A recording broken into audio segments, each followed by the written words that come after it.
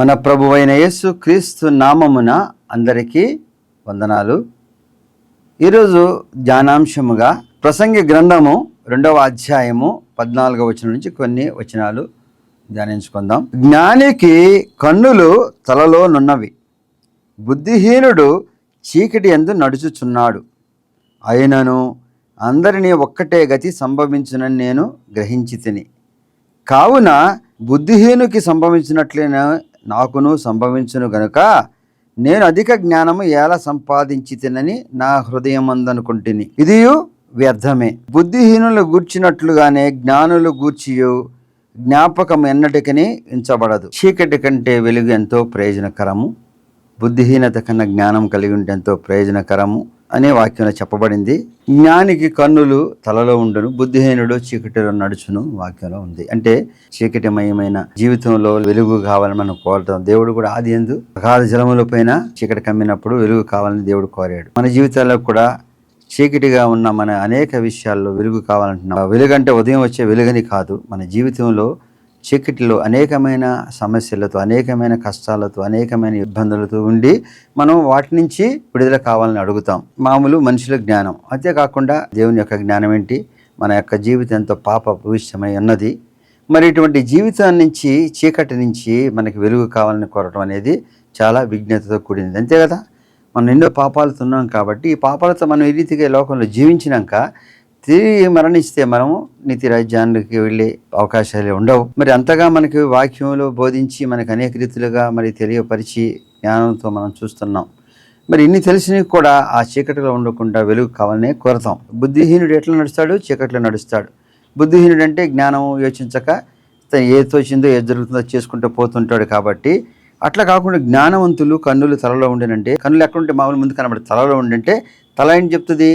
మనం ఏం చేయాలనేది జ్ఞానం మన మెదడు నుంచి కానీ మనం అన్నీ కూడా అట్లా చెప్పేది తలలో నుంచి వచ్చే ఆజ్ఞలు. కన్నులు అంటే అక్కడ ఉన్నవి, అంటే అవి అక్కడి నుంచి చూస్తూ ఏ క్రియలు చేస్తూ ఉంటే జ్ఞానవంతులు చేస్తారు.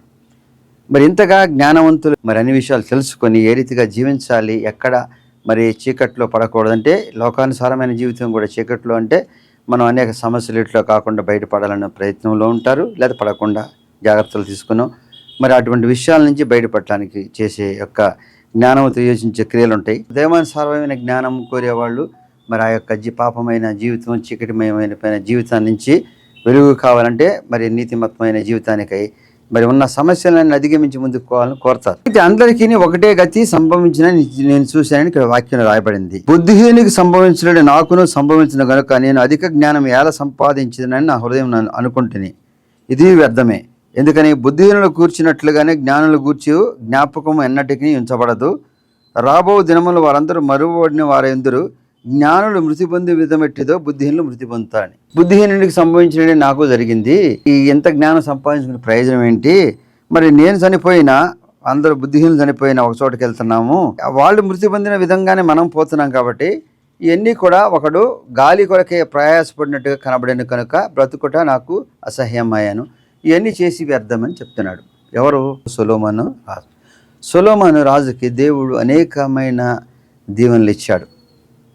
అది దావీదు కుమారుడుగా దావీదు యొక్క దీవెనలు పొంది ఎంతో గొప్ప సామ్రాజ్యాన్ని అందుకున్నాడు. దావీదు కట్టిన యొక్క సామ్రాజ్యానికి అనేక ప్రయాసాలతో కూర్చిన సామ్రాజ్యాన్ని అందుకోగలిగాడు.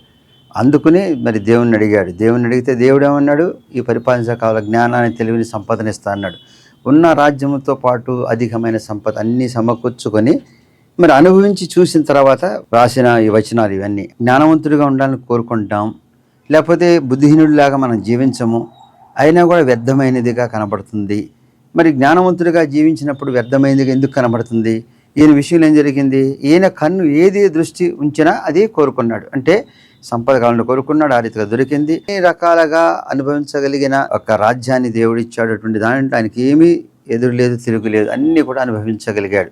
అన్నీ అనుభవించినాక కూడా ఆయనకు అనిపిస్తుంది ఏంటంటే ఇవన్నీ వ్యర్థమనే అనిపిస్తుంది. అనుభవించి కూడా వ్యర్థమని చెప్తున్నాడంటే మరి ఈ లోకంలో ప్రతి వాడు కూడా జీవించినప్పుడు ఎన్ని కావాలి అవన్నీ అనుభవించాలి, ఇవన్నీ అనుభవిస్తేనే లోకంలో జీవించినట్టు అంటాడు. కానీ ఇన్ని అనుభవించి మరి ఈయనకున్న జ్ఞానం మరి ఇంకెవరికి లేదు లోకంలో, ముందు కానీ తర్వాత కానీ. ఈయనకున్న సంపద కూడా అంత గొప్ప సంపద, మరి మనుషులు కానీ అన్ని రకాలుగా దీవించబడి హెచ్చించబడి ఉన్న ఆయనకి అనుభవించడానికి కూడా సమయం, అవకాశం అన్నీ ఉన్నాయి. అనుభవించినాక ఇది చెప్తున్నాడు, బుద్ధి గల వాళ్ళు, బుద్ధి లేని వాళ్ళు కూడా ఒక రీతిగానే చనిపోతారు. కాబట్టి నేను మరి ఇదంతా గాలికి ప్రయాసపడినట్టు వ్యర్థమని చెప్తున్నాడు. లోకంలో జ్ఞానం కలిగిన వాళ్ళు చేసిన వాటికి ప్రతిఫలం ఉండాలి. ప్రయోజనకరమైన పనులు చేసిన వాళ్ళు సంగతి ఏంటి? వాళ్ళు కూడా వ్యర్థమేనా? ఈ వ్యర్థమైనప్పుడు మరి ఈ లోకం ఏ రీతిగా ఉండాలి? ఇది చాలా మందికి ఈ వాక్యం చదివినప్పుడు కానీ అనిపించే ప్రశ్న. అయితే దీనికి ముందుగా మనం ఏం చూడాలంటే, ఆదికాండము 4వ అధ్యాయము 7వ వచనం మనం చూస్తే, నీవు సత్క్రియ చేసిన ఎడల సంతోషముగా నుందువు గదా, సత్క్రియ చేయని ఎడల వాకిట పాపము పొంచియుండును, నీ ఎడల దానికి వాంఛ కలుగును, నీవు దానిని ఏలుదు. మరి సత్క్రియ చేసిన వాడికి మరి లోకంలో ప్రయోజనము ఏం జరుగుతుంది? మరి సత్క్రియలు చేసిన దానివల్ల నీతిమంతుడిగా దేవుని రాజ్యంకి వెళతాడా?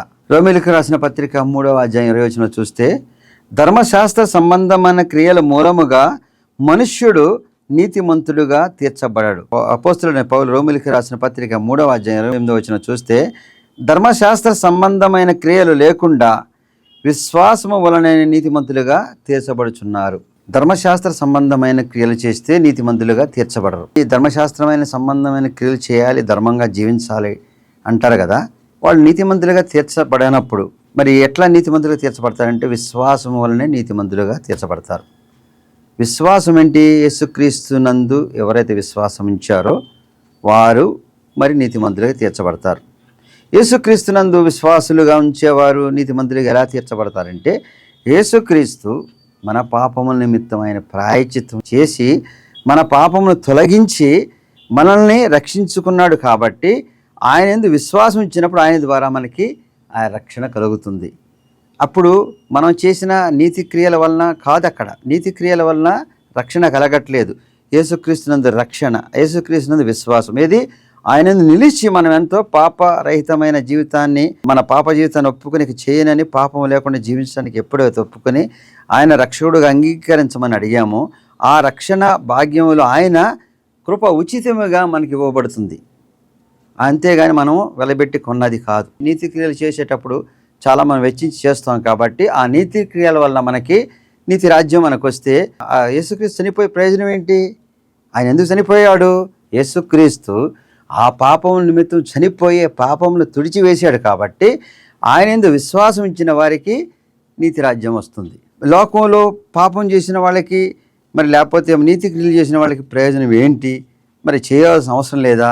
మరి చేస్తేనే లోకం లేనప్పుడు మనం ఏ రీతిగానే జీవించి ఎప్పుడొకప్పుడు యేసుక్రీస్తు నమ్ముకుంటే మరి ఆయన ఉచితమైన కృప ద్వారానే వస్తుంది కదా అని అందరికీ సంశయం వస్తుంది. అయితే ఇక్కడ మనం ఒకటి చూడాలి. ప్రసంగి గ్రంథము 8వ అధ్యాయం 12 చూస్తే, పాపాత్ములు 100 మారు దుష్కార్యము చేసి దీర్ఘాయుష్మంతులైనను దేవుని యందు భయభక్తులు కలిగి ఆయన సన్నిధికి భయపడేవారు క్షేమముగా నుందురనియు, భక్తిహీనులు దేవుని సన్నిధిని భయపడరు గనుక వారి క్షేమం కలగదనియు, వారు నీడ వంటి దీర్ఘాయువును పొందకపోవుదురనియు నేను ఎరుగుదును. దుష్కార్యం చేసేవాళ్ళు వాళ్ళకి ఎంత దీర్ఘాయువు ఉన్నా సరైన జీవితం జీవించలేరని వాక్యం చెప్పబడుతుంది. వారి ఆయుష్ కూడా మరి నీడ వంటిదిగా ఉండదు. మరి ఎవరైతే దేవుని యందు భయభక్తులు కలిగి ఆయన సన్నిధికి భయపడేవారంటే, మనం యొక్క క్రియలలో ఎప్పుడైతే దేవుని యొక్క కార్యాలు చేస్తూ ఈ లోకంలో ఉన్నామో వారికి దీర్ఘాయుష్తో పాటు ఏమిస్తాడన్నాడు దేవుడు ఇక్కడ 2వ అధ్యాయం 26వ వచనం చూస్తే, ఎలానగా దైవ దృష్టికి మంచివాడుగా నుండి వానికి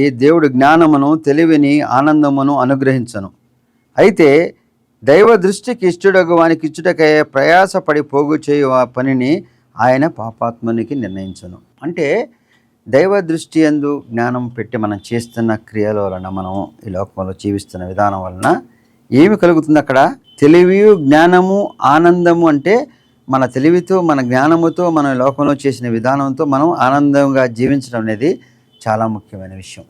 అందుకని ఒక చోట చెప్తాడు ఏమని, అన్నపానములు పుచ్చుకొనుట కంటే తన కష్టార్జితము చేత సుఖపడు కంటే నరునికి మేలుకరమైనది ఏదీ లేదని చెప్తాడు ఇక్కడ 24వ వచనంలో. అంటే మనము ఇంతగా లోకంలో జీవించి ఇంత జ్ఞానం కలిగి మనం చేసే క్రియల వలన మనము దేవుని సన్నిధికి చేరతాము అనుకునే విషయంలో ఏం చెప్పబడుతుందంటే, లోకంలో చేస్తున్న నీ మంచి క్రియలు, దేవుని నిలిచిన క్రియలు, నీవు ఈ లోకంలో సంతోషముగా జీవించడానికి దేవుడు ఏర్పాటు చేసిబడినవి. అంటే నీ యొక్క క్రియలన్నింటినీ వలన నీవు దేవుని రాజ్యానికి వెళ్ళలేవు. ఈ క్రియల వలన మాత్రమే దేవుని రాజ్యాన్ని పొందలేవు. అట్లా నీతి క్రియల వలన కానీ నువ్వు దేవుని రాజ్యం పొందితే, నువ్వు నీతి క్రియలు చేసుకున్నావు కాబట్టి నీకు వచ్చింది కాబట్టి దేవునితో ప్రమేయం లేదు అనే మరి యేసుక్రీస్తు చనిపోయి నీ పాపాలను రక్షించాల్సిన అవసరం లేదు. కాబట్టి దేవుని సన్నిధికి వెళ్ళడానికి చేస్తున్న క్రియలు, నీతి క్రియలు ఇవన్నీ కూడా పనికొస్తాయా? మరి ఏది దేవుని సన్నిధికి నేను నడిపిస్తుంది అంటే దేవుని యందు యేసుక్రీస్తునందు విశ్వాసం. యేసుక్రీస్తునందు విశ్వాసం అంటే అబ్రహాముని దేవుడు పిలిచి ఇక్కడికి వెళ్ళమన్నాడు, అది విశ్వసించి వెళ్ళాడు. ఎందుకని? అబ్రహాముని నేను దీవిస్తాను, ఆశ్రయిస్తుని సంతతిని ఇస్తానన్నాడు. ఏదైతే ఇస్తానన్నా వాడు చేస్తాడనే విశ్వాసం తెలియాడో ఆ విశ్వాసంతో మనం దేవుని యందు జీవించినప్పుడు దేవుని యందు విశ్వాసం మాత్రమే మనల్ని నీతి రాజ్యానికి తీసుకువెళుతుంది. దేవుని రాజ్యానికి వెళ్ళాలంటే యేసుక్రీస్తు ద్వారానే, ఇలా నేనే మార్గం సత్యం జీవం అని చెప్పాడు. కాబట్టి ఆయన మన గురించి పాపాల నిమిత్తం ప్రాయశ్చిత్తం చేసుకుని మార్గాన్ని ఏర్పాటు చేశాడు. ఆయన యందు విశ్వసించిన వారికి మాత్రం ఉంటుంది. ఆయన యందు విశ్వసించాలంటే మనము నీతి మార్గంలో మనం జీవిస్తూ మన యొక్క నీతి క్రియలలో ఉండాలి. అంటే ఆయన యందు విశ్వాసముతో రక్షణ పొందాలి. అయితే ఈ లోకానుసారమైన జీవితంలో ప్రసంగి చెప్పింది వ్యర్థమనండి. ఎందుకని అంటే ఈ లోకంలో చేసిన క్రియల్ని లోకంలో జీవించడానికి మాత్రమే కానీ మన నీతి రాజ్యానికి తీసుకెళ్ళాలని వ్యర్థం. అంతేకాని ఇవన్నీ వ్యర్థం అంటే ఇవి చేయవద్దని కాదు. ఇక్కడ చేసినప్పుడు నీతిమంతుడిగా నువ్వు చేస్తే ఏం జరుగుతుంది? నీకు మేలు కలిగి అవన్నీ అనుభవించగలిగిన తెలివి, జ్ఞానము, ఆనందం కూడా దేవుడిస్తాడు. ఆనందం ఏంటి? నీ లోకంలో జీవించినప్పుడు ఈ యొక్క చీకటిమయమైన జీవితాన్ని నుంచి నీకు సంతోషకరమైన సమాధానకరమైన జీవితం ఉంటుంది. కాబట్టి నీతి క్రియలు చేయాలి. నీతి క్రియలు సత్క్రియల వలన మాత్రమే మనము దేవునికి రాజ్యానికి వెళ్ళడం. సత్క్రియల వలన ఈ లోకంలో జీవించినప్పుడు పాపాత్ముల వలె మరి అటువంటి శోధనకరమైన జీవితం ఉండకుండా ఉండటానికి కోసమని సత్క్రియలు మన లోకంలో నడిపిస్తూ ఉంటాయి. కాబట్టి నీవు సత్క్రియలు చేసినడల్లా నీ సంతోషంగా ఉంటావు, చేయనిడలా నీ వాకిట పాపం పొంది. ఎప్పుడైతే సత్క్రియలు పాపం ఉంటే పాపంలో పడిపోయి నీ జీవితం ఇంకెప్పుడు చీకటిమయమైపోయి ఉంటుంది. కాబట్టి లోకంలో సత్క్రియలు చేయాలి. ఆ క్రియలన్నీ కూడా నీ జీవితం సక్రమంగా ఉంటుంది. దీర్ఘాయుషు కలిగిన వాళ్ళని చూస్తావు సత్క్రియలు చేయకపోయినా, కానీ వారి జీవితం అంతా ఎంతో శోధనకరమై ఎప్పుడు కూడా భారమైనదిగా, సంతోష సమాధానం లేనిదిగా ఉంటుంది. మనం ఈ మధ్యన ఒక పెద్ద లెజెండ్ అనే ఒక ఆయన చూసాం. చాలా సంపాదించాడు, ఆయుష్ చాలా పొడిగించబడింది అనుకున్నాడు. చివరి రోజు కూడా ఆయన వ్యాపారంలో అవన్నీ చూస్తూనే చనిపోయాడని విన్నాం, చూసాం. చాలా గొప్ప అధినేత, ఉన్న వ్యాపార సంస్థలు అనేక, అవన్నీ ఆయన ఆర్జించినని సంపాదించినన్ని అనుభవించగలిగాడా? మరి ఇన్ని రకాల బిజినెస్లు చేసినవన్నీ ఆయనతో పాటు తీసుకువెళ్ళగలిగాడా? మరి అవన్నీ కూడా ఆయన సంతోషపెట్టినాయా? చివరి వరకు ఆయన ఏం చేస్తూ ఉన్నాడు? ఇంకా సంపాదనలో మరి ప్రాకులాడుతూ ఉన్నాడు. కానీ ఆయన సంతోషంగా జీవించిన సంఘటనలు మనం చెప్పుకుంటానికి ఎక్కువ కనబడం. మరి వాటి గురించి, వాటిని సరిచేయటాన్ని గురించే ఆయన జీవితాన్ని వెచ్చిస్తూ ఉంటాడు. కానీ వాటి వలన ఆయన సంతోషం అనుభవించిన సంఘటనలు మరి చాలా తక్కువగా ఉంటాయి. పోనీ అవన్నీ కూడా ఆయనకి వెంట రావని తెలిసి కూడా చివరి వరకు సంపాదించింది, ముందు సంపాదించింది అనుభవించగలిగిన స్థితిలో. అందుకని అన్నపానములు పుచ్చుకొని నువ్వు నీ కష్టార్థం అనుభవించడమే నీకు మేలుకరమైనది వాక్యం చెప్పబడింది. లోకంలో మనం జీవించింది దేవుడిచ్చిన ఆయుష్ను మన చీకటిలో కాకుండా వెలుగులు. అంటే మనం జ్ఞానవంతులై మన యొక్క జీవితాన్ని సక్రమంగా జీవించినప్పుడు పరలోక రాజ్యము కన్నా ముందు మనం ఈ లోకంలో సక్రమైన జీవితాన్ని జీవించడానికి ఉన్న ఆయుష్ను సక్రమంగా ఉంటుంది. సత్క్రియలు చేయకుండా చేస్తున్న జీవితంలో మనం అనేకమైన శోధనల మధ్యన జీవిస్తామని వాక్యం చెప్పబడుతుంది. కాబట్టి లోకంలో జీవించినప్పుడు సత్క్రియలు చేయాలి. అయితే ఇవన్నీ వ్యర్థమని ప్రసంగి చెప్తున్నాడంటే ఈ లోకానుసారమైన జీవితానికి మాత్రం ఉపయోగపడతాయి, కానీ అవి దేవుని రాజ్యాన్ని తీసుకువెళ్ళేవిగా ఉండవు. కాబట్టి దేవుని రాజ్యానికి తీసుకువెళ్ళాలంటే ఏం చేయాలి? రెండవదిగా దేవుని యందు విశ్వాసం ఉంచాలి. దేవుని యందు విశ్వాసం ఉంచి ఆయన రక్షకుడుగా అంగీకరించాలి. ఆయన రక్షకుడుగా అంగీకరించాలంటే మనకు జీవితము నియమబద్ధమైన జీవితం అయితేనే మరి మన యొక్క పాపాలన్నింటినీ కూడా ఒప్పుకొని ఇక ముందు చేయనని ఆయన రక్షకుడుగా అంగీకరించిన రోజు నుంచి నువ్వు ఆయనలో మార్పు చెందినవాడుగా ఉంటావు. కాబట్టి ఆయన ద్వారా నీకు రక్షణ కల్పించి నిత్యరాజ్యం వస్తుంది. కాబట్టి మనం ఈ లోకంలో చేస్తున్న అనేకమైన క్రియలను ఎంచుకొని వాటి ద్వారానే పరలోక రాజ్యం వస్తుంది, నీతిమంతులుగా జీవిస్తాం అనుకుంటే కాదు.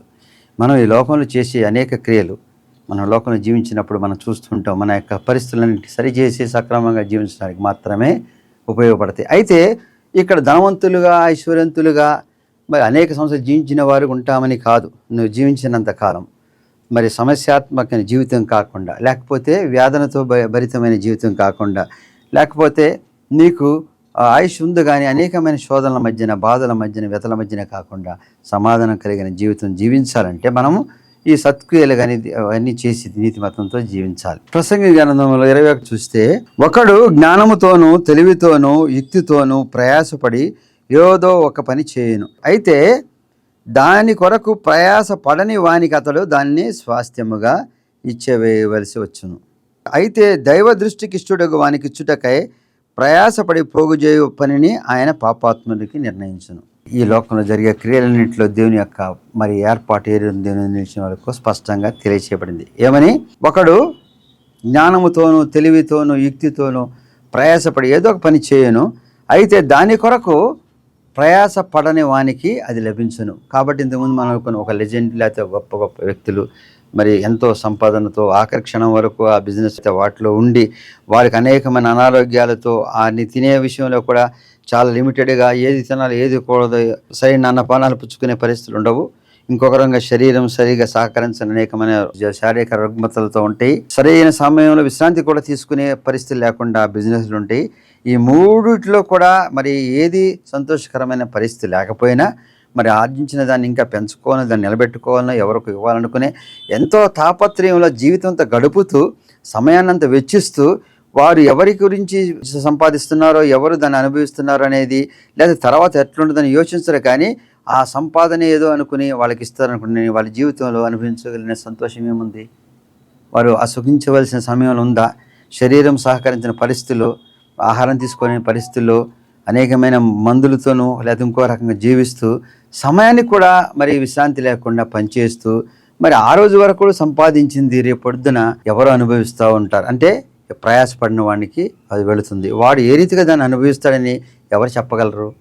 ఇంత కష్టపడి నువ్వు సంపాదించి నీ సమయాన్నంత వెచ్చించి నీ యొక్క సంపాదన అంతా చేసుకున్న తర్వాత దాన్ని అనుభవించగలిగిన స్థితి నీకు లేనప్పుడు అది వ్యర్థము, నీ కష్టార్జితము, నీ యొక్క మరి కుటుంబంతో కలిపి అనుభవించడమే నీకు ఇచ్చిన దీవెన దేవుడు అన్నప్పుడు మన యొక్క కష్టార్జితం మనం అనుభవించాలంటే ఏం చేయమన్నాడు?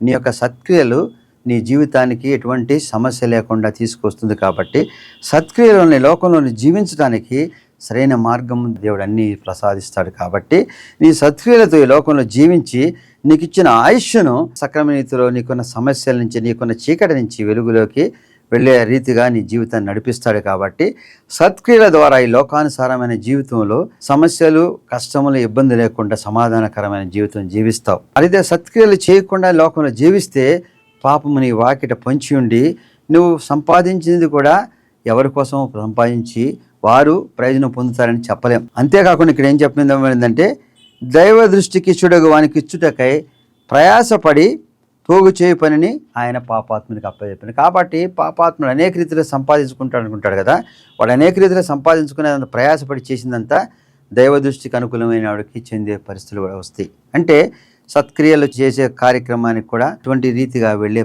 ఉంది. కాబట్టి నీ యొక్క సమయాన్ని, నీ యొక్క తెలివిని, జ్ఞానాన్ని, వివేచనను అన్నీ ఉపయోగించి ఏం చేస్తున్నావు?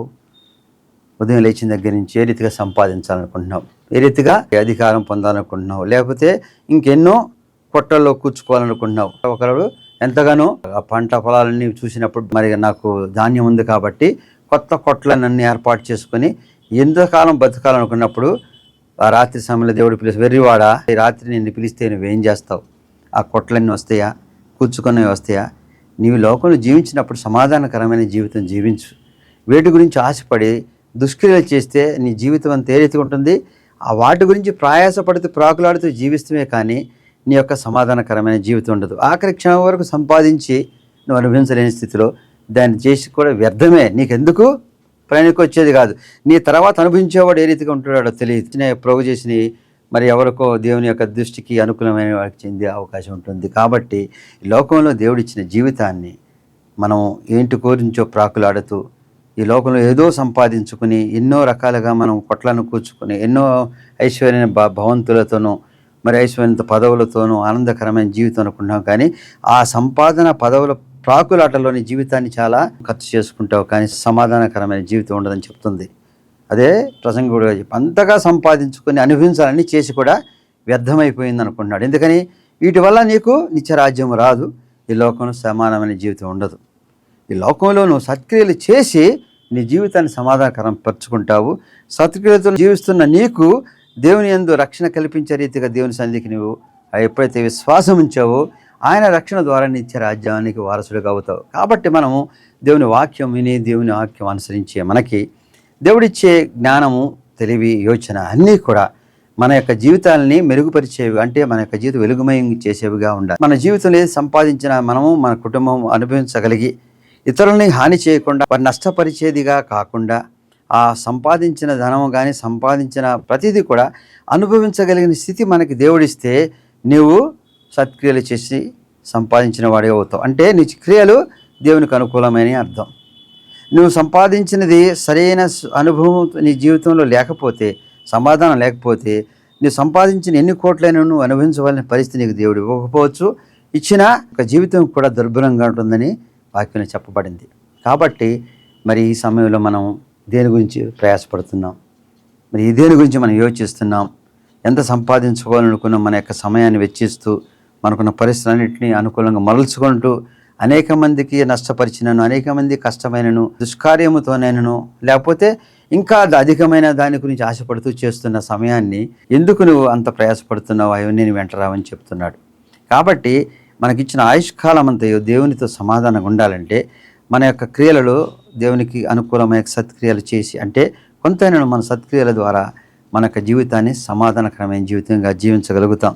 ఆ యొక్క సత్క్రియలు చేసినందువల్ల మాత్రమే పరలోక రాజ్యం, నిత్య రాజ్యం రాదు. దేవుని యందు విశ్వాసం కలిగి ఉండాలంటే దేవుని నిలిచి ఆయన రక్షణ పొందగలిగిన విశ్వాసంతో మన జీవితాన్ని నడిపించుకున్నప్పుడు ఆయన నిత్యరాజ్యానికి వారసులుగా మనల్ని తీసుకువెళ్తాడు. కాబట్టి దేనిపైన ఈ జ్ఞానము, తెలివి, యోచన, మన కృషి ఇవన్నీ ఉండాలంటే లోకంలో చేస్తున్న ప్రతిదీ కూడా మనం అనుభవించగలిగిన దాని వరకు మాత్రం ఎంచుకోవాలి. అంతకు మించి మనం ఎన్ని తెచ్చుకున్నా నీ అన్నపానములు, నీ కష్టార్జితము అనుభవించడమే నీకు మేలుకరమైన దేవుడు నీకు దీవెన ఇచ్చాడు. కాబట్టి ఆ యొక్క దీవెన పొందే రీతిగా మన జీవితాలు ఉండాలి. కానీ మనం వాటి గురించే ప్రాకులాడుతూ ప్రయాసపడుతూ మన జీవితాన్ని మొత్తం ఖర్చు చేసుకుని సుఖ సంతోషాలు లేని జీవితంతోనూ అనేకమైన సమస్యలతో కలిగిన జీవితము మరి వ్యర్థమని ప్రసంగి చెప్తున్నాడు. మరి ఆయన అంత సంపాదించుకున్న సంపాదన అన్నీ కూడా అనుభవించి చూసినప్పుడు వీటిలో కూడా సంతోషం లేదు, వీటిలో కూడా మరి వ్యర్థమే.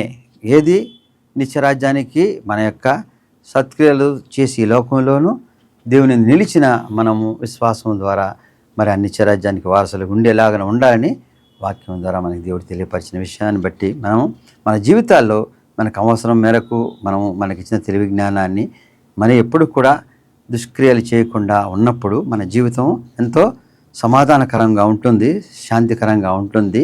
ఇచ్చిన జీవితాన్ని బట్టి మనం దీవించబడాలని వాక్యం చెప్పబడింది. మన యొక్క విశ్వాసము యేసుక్రీస్తునందు ఉన్నప్పుడు రక్షణ ద్వారా నిత్యరాజ్యానికి వారసులుగా వెళ్ళే గొప్ప క్రియ మన యొక్క జీవిత విధానాన్ని బట్టి, మన యొక్క దేవుని నిలిచిందని బట్టి ఉంటుంది. కాబట్టి దేవుని నిలిచి నిత్యరాజ్యానికి వారసులుగా ఉండాలంటే మన యొక్క క్రియలు అన్నీ కూడా దేవునికి అనుకూలంగా దేవుని యందు విశ్వాసం ఉంచి జరిగించుకున్నప్పుడు మనం దేవుని బిడ్డలుగా మరి జీవించగలుగుతాం. సర్వశక్తి మిక్కిలి కనికరం గల తండ్రి, మహోన్నతుడైన యేసయ్య రక్షక వందనాలు తండ్రి. అత్యధికమైన కృపతో కాపాడి సజీవులకు ఉంచిన దేవా, నీ వాక్యం ద్వారా మరి ప్రసంగి గ్రంథంలో మేము కొన్ని వచనాలను ధ్యానించినప్పుడు తండ్రి, ఈ లోకంలో జీవించినది వ్యర్థమే వ్యర్థమే వ్యర్థమే. ఎందుకంటే కొంతకాలం మాత్రం జీవించే లోకంలో మేము ఏదో అనుభవించాలనుకుని అనేకమైన ప్రయాసాలు కోర్చి చేసుకున్న వేటి కూడా అనుభవించలేకుండా మరి ఏ సమయంలో ఈ లోకాన్ని విడిచి వెళ్తామో తెలియదు. కానీ అది విడిచి వెళ్ళిన తర్వాత నీ సన్నిధికి రాలేని దౌర్భాగ్యమైన స్థితి మాకు రాకుండా ఈ లోకంలో జీవించినప్పుడు తండ్రి, మా యొక్క క్రియలు సమాధానకరమైన జీవితం జీవించేలాగా నడిపించము. మా యొక్క ఆశలు, మా యొక్క జ్ఞానము, తెలివి కూడా మేము అనుభవించగలిగిన వాటి గురించే మేము ప్రయత్నం చేసి నువ్వు ఇచ్చిన అవకాశాన్ని సకాలమైన సంతోషకరంగా జీవించడం నడిపించము. మాకు ఆ జీవితాల్లో వెలుగును ప్రసాదించము. ఆర్థికనే నీ యందు విశ్వాసం కలిగిన జీవితము, నీ రక్షణ భాగ్యము మాకు కలిగించే రీతిగా మా యొక్క విశ్వాసాన్ని బలపరచమని క్రీస్తు వారి పేట వేడుకుంటున్నాం తండ్రి. ఆమెన్.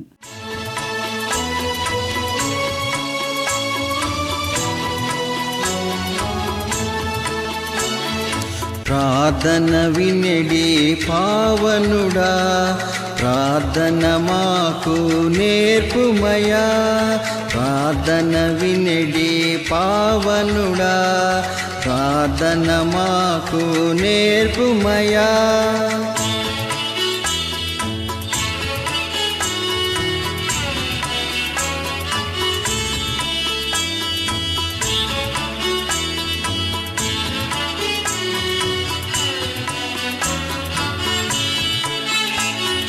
శ్రేష్టమైన భావము గూర్చి శిష్య బృందముకు నేర్పితివి. శ్రేష్టమైన భావము గూర్చి శిష్య బృందముకు నేర్పితివి. పరముడ నిన్ను ప్రణుతించెదను, పరలోక ప్రార్థన నేర్పుమయా. పరముడ నిన్ను ప్రణుతించెదను, పరలోక ప్రార్థన నేర్పుమయా. ప్రార్థన వినెడి పావనుడా, ప్రార్థన మాకు నేర్పుమయా.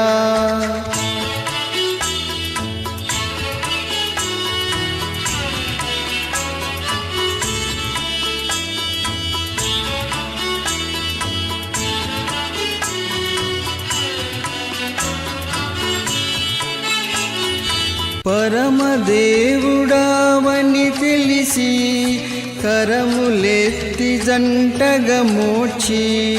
పరమదేవుడావని తెలిసి కరములెత్తి జంటగా మోడ్చి. శిరమును వంచి సరిగను వేడిన సుంకరి ప్రార్థన నేర్పుమయా.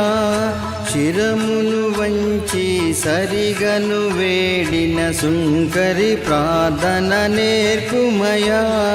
ప్రార్థన వినెడి పావనుడా, ప్రార్థన మాకు నేర్పుమయా.